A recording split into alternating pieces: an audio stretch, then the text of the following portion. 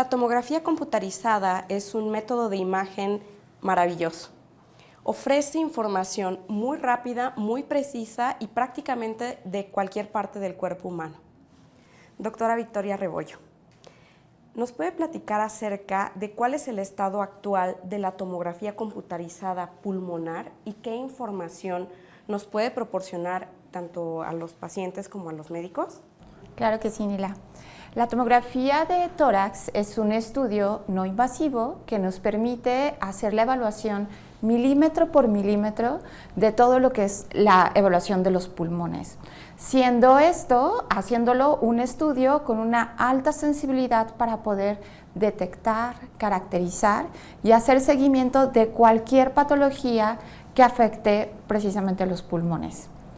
La tomografía de tórax de baja dosis es un estudio que actualmente se puede utilizar como una herramienta de cribado, es decir, realizarse a pacientes que son asintomáticos y que puede permitir precisamente hacer y detectar lesiones muy pequeñas que puedan ser precisamente detectar cáncer pulmonar en etapas tempranas.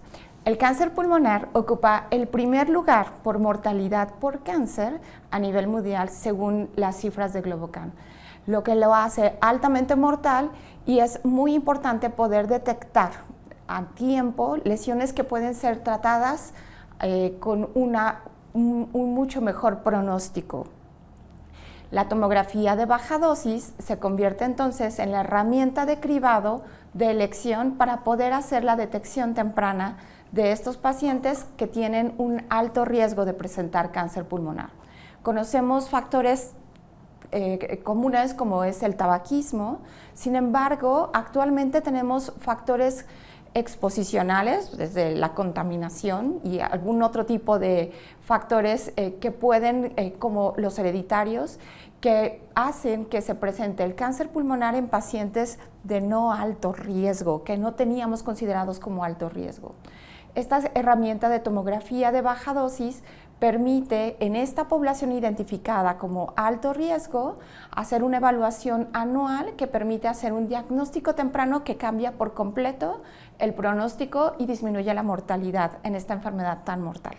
Por otro lado, la enfermedad pulmonar obstructiva crónica es otro de los factores, ¿no?, de riesgo que tenemos en cáncer pulmonar.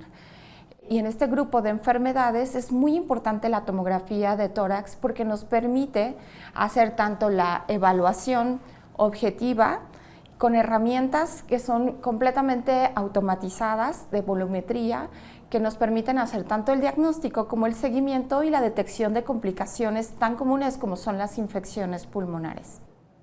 ¿A partir de qué tamaño se pueden identificar las lesiones pulmonares, doctora? Los nódulos pulmonares que afectan precisamente en estos pacientes de alto riesgo los podemos caracterizar precisamente por tamaño. Nosotros podemos ver nódulos de 2 milímetros, sin embargo, los que son realmente significativos son los que son mayores a 6 milímetros. Y dependiendo de las características, distribución y todos estos factores de los que hablamos de riesgo son cómo se categorizan y podemos entonces determinar si ese paciente es candidato a hacer un seguimiento o bien hacer la resección de un nódulo que puede ser un cáncer temprano. Respecto al colon, ¿qué herramientas tenemos los radiólogos para poder estudiarlo? Muy bien, la tomografía computarizada nuevamente sigue siendo actualmente un estudio que nos permite hacer la evaluación de cribado, ¿no?, siendo considerado ahora ya no nada más un estudio diagnóstico, sino también un estudio para poder ampliar la población que es sometida a un cribado para detección de cáncer colorectal. Entonces, la tomografía o la colonoscopía por tomografía nos permite, es una tomografía de abdomen que contiene unas características especiales con un protocolo especial que requiere una preparación, pero que permite con herramientas específicas hacer una navegación virtual, es decir, con un software, después de la adquisición de una tomografía de abdomen, hacemos la evaluación y viajamos a través de todos los segmentos del colon, evaluando precisamente todos los segmentos para poder detectar lesiones tanto premalignas como malignas. La colonoscopía virtual por tomografía entonces se convierte en una herramienta alternativa a la colonoscopía óptica, en la que necesitamos de una cámara que tiene que viajar por todos los segmentos del colon para poder hacer la evaluación de la mucosa y poder detectar estas lesiones premalignas. Estas lesiones premalignas, que las conocemos como pólipos colónicos, son uno de los determinantes que ahora tenemos, que son modificadores de la incidencia de cáncer colorectal. Porque una vez retiradas estas lesiones polipoides, ese pólipo detenemos la historia natural, ¿no?, de convertirse en un cáncer que puede llegar a manifestarse como un cáncer avanzado. Es por eso la relevancia tan importante de estos estudios que nos permiten hacer la detección de lesiones antes de que llegue el cáncer. En el caso particular de los pacientes que ya tienen diagnóstico de cáncer colorectal, ¿cuál es el papel del médico radiólogo? Bueno, es muy importante estos estudios de diagnóstico, de tipificación y seguimiento del cáncer colorectal.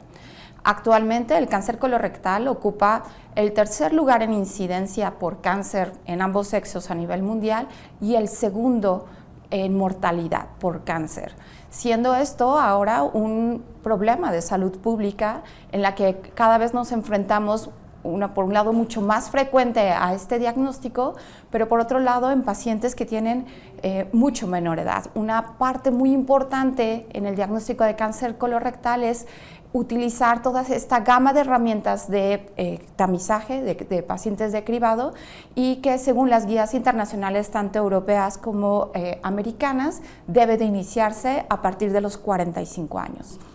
Todos los pacientes a partir de 45 años deben de iniciar con cualquiera de estas herramientas de detección temprana de cáncer colorectal. Una vez hecho el diagnóstico, entonces tenemos una gama de estudios que, dependiendo de la localización, que es muy importante, no es lo mismo cómo se comporta un cáncer de colon derecho o un cáncer de canal anal. Tenemos una serie de estudios que nos permiten hacer, por un lado, la tipificación local, que es muy importante para poder determinar si es candidato o no a una resección, o es decir, a una cirugía inicial para retirar el cáncer, o bien para poder detectar enfermedad a distancia, que es muy lamentable, pero la gran mayoría de nuestros pacientes con este diagnóstico debutan cuando tenemos ya enfermedad a distancia, siendo la tomografía computarizada, la resonancia magnética, y ahora con nuestras nuevas herramientas como son el PET-RM y el PET-CT, los estudios de elección que nos permiten precisamente al mismo tiempo hacer la detección y caracterización de la lesión con la estratificación primaria y poder detectar enfermedad a distancia. Respecto a los medios de contraste, doctora Rebollo, ¿qué nos puede decir? ¿Qué son los medios de contraste? En tomografía computarizada utilizamos frecuentemente diferentes medios de contraste. Los medios de contraste lo que hace es de que en la interacción, cuando hacemos la adquisición por tomografía, que se utilizan rayos X, los medios de contraste permiten hacer y evidenciar precisamente cómo va viajando el medio de contraste, ya sea inyectado por vía intravenosa o bien por vía oral, y permite entonces hacer la caracterización de diferentes lesiones y poder resaltar lesiones focales en los diferentes órganos. Es muy importante conocer que los diferentes tipos de contraste que manejamos en tomografía van de diferentes concentraciones, diferentes casas comerciales. La evolución ha sido muy importante en los últimos años, siendo estas partículas inyectadas a nivel intravenoso muy importantes y muy relevantes precisamente en la detección y caracterización de lesiones. El paciente que es sometido a una tomografía y que se necesita un medio de contraste para poder caracterizar lesiones, la sensación que va a sentir durante la inyección es muy característica, pero simplemente corresponde a la sensación del viaje, del contraste a través del torrente sanguíneo, y que es una sensación como de calor, a veces puede ser un poco incómodo, un sabor metálico en la boca cuando va viajando. Sin embargo, no esperamos que pase más de eso, ¿no?, para poder hacer y lograr el beneficio de poder tener un estudio completamente diagnóstico. Y todas las sensaciones que nos está diciendo, doctora, cabe señalar que son segundos, o sea, no es algo que permanezca, es durante la adquisición del estudio y después desaparece y todo regresa a la normalidad. Otro punto bien importante que nos comentó la doctora es que los medios de contraste han evolucionado mucho, porque hemos tenido pacientes que luego nos dicen, pues es que le pusieron a mi abuelita medio de contraste hace, no sé, en los 50 y se puso muy mal. Pero nada que ver la molécula que se usaba en 1950 a los medios de contraste iodados, hidrosolubles, no iónicos, diméricos, con los que ya contamos actualmente, ¿no? Así es completamente diferente. Es bien importante que si usted considera que puede requerir alguno de estos métodos de imagen, se acerque a su médico tratante.